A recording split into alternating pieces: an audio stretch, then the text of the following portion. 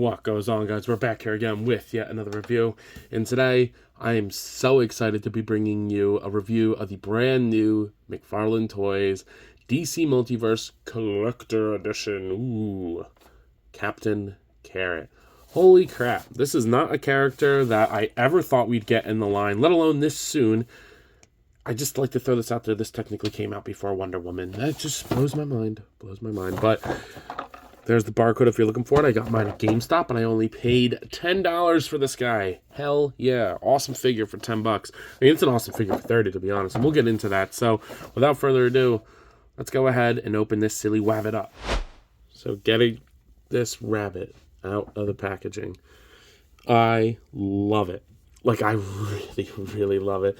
This is a fantastic figure. It is not a figure of a character that I think I would have asked for years. Like, I hope personally, I know some people disagree with this, I hope McFarlane keeps the license.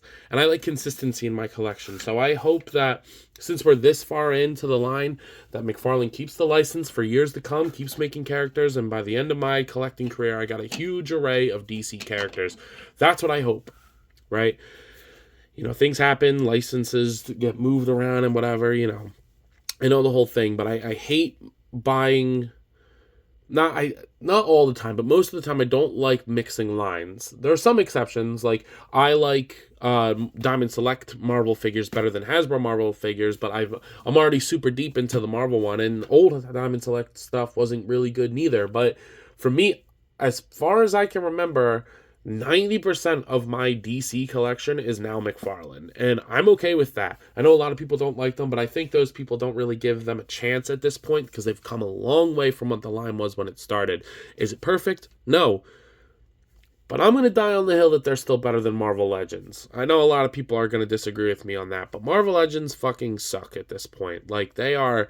Every single figure is the same thing, and while every McFarlane figure is not good, at least you're getting a new figure every time, and there's a lot more diversity in the collection, right? I mean, not every time, there's repaints, whatever. We can debate about that in the comments. I'd like to talk to you guys about that. But let's talk about this rabbit here, because this carrot crunching motherfucker is awesome.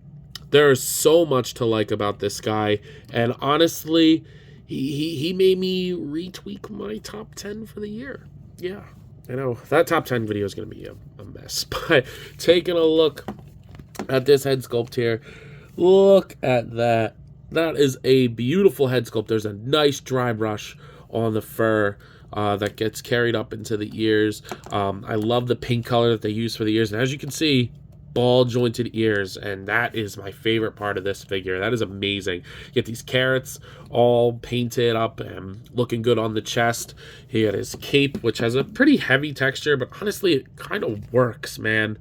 It kind of works. I really like it. Now, I know a lot of people aren't going to like the heavy texture on the body. I personally don't mind, just because it does fit with more of like what he's been doing.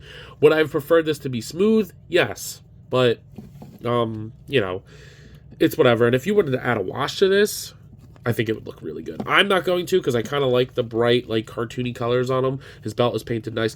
I have three big issues with this figure. Number one, the pelvis, like the diaper piece, is a completely different color of yellow from this. I know they use different plastic, but I think they painted the yellow.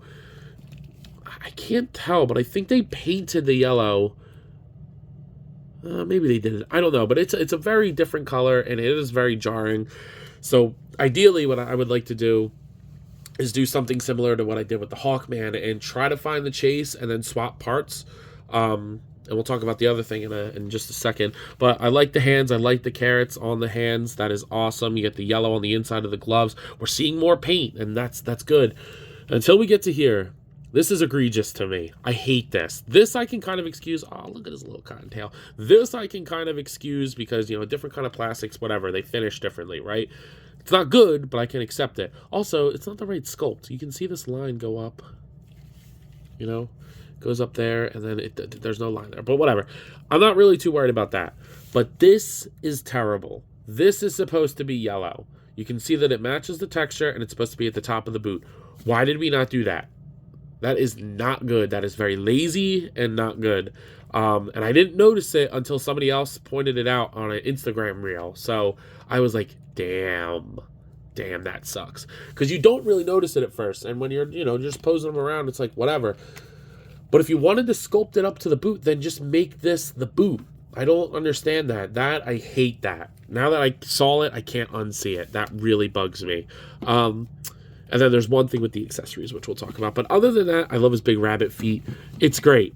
He's a really, really nice figure for the most part.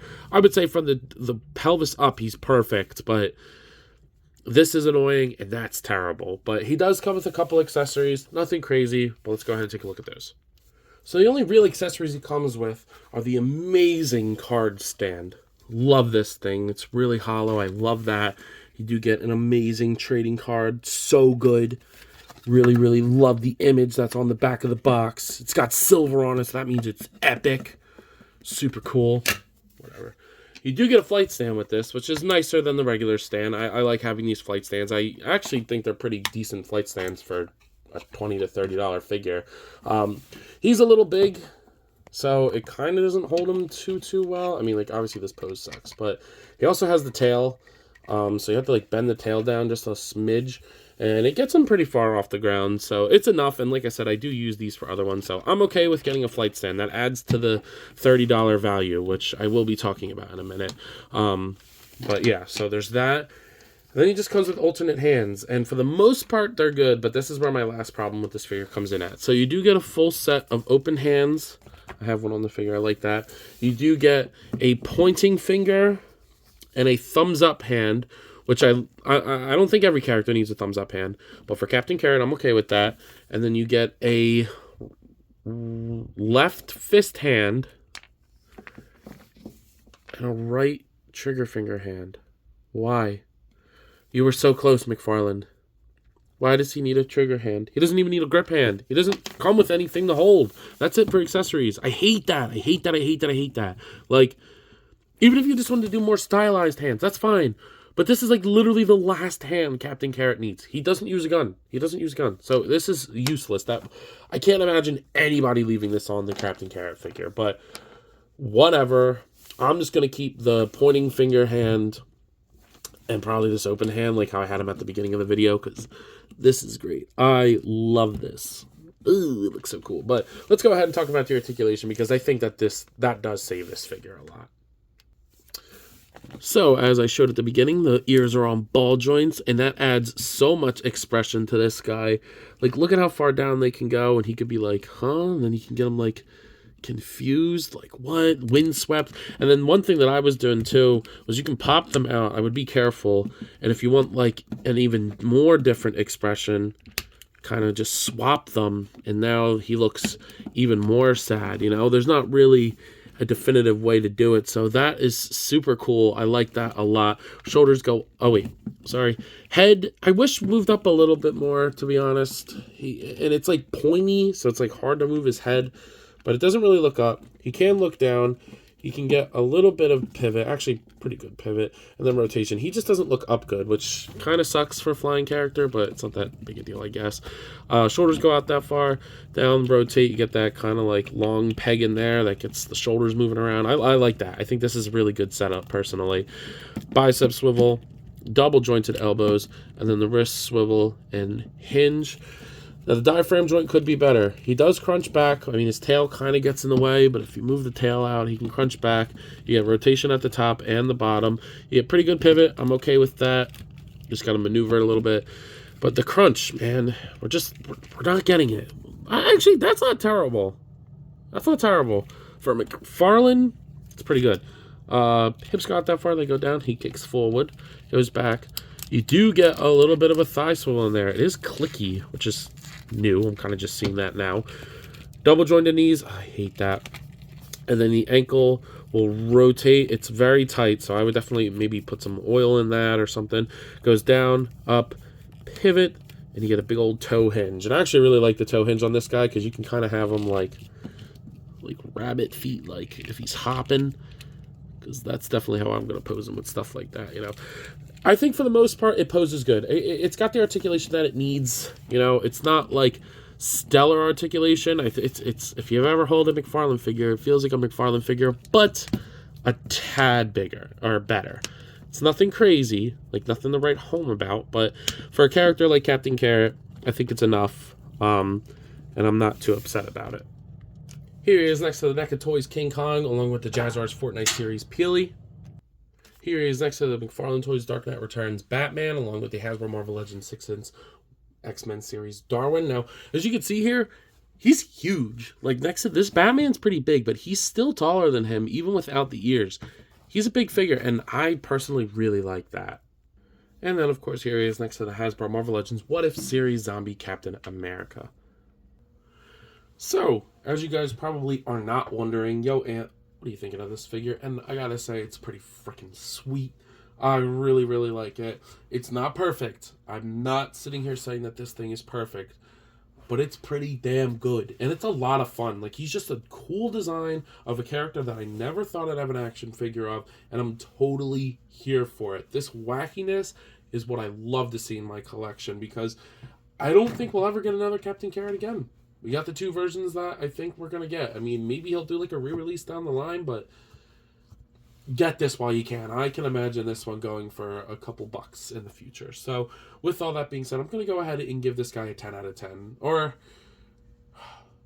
I can't go 10 out of 10. Personally, I want to go 10 out of 10, but objectively, there's problems. I'm going to go 8 because the leg thing sucks. I don't like the pelvis thing, and the trigger hand bothers me to no end. So to be fair, let's give it an 8. So with all that being said, I believe that's all I got for today. If you have not already, please be sure to follow me here on Instagram. Subscribe to me here on YouTube, like, comment, subscribe, all the good stuff. And then go ahead and follow me on Instagram, TikTok, and Letterboxd. I post a lot on all those apps, and I have a good time, so I'm sure you all will too. And as always, let me know. You're copping the bunny? See you guys in the next one. Peace. What goes on, guys? I wanted to hop on here again and thank you all for watching, and to let you know that if the following apps interest you, feel free to follow me on them, as I put the links in the description for you guys. I really appreciate everything you all do for me, so DM me with any questions or thoughts. I'd love to sit and talk with you all.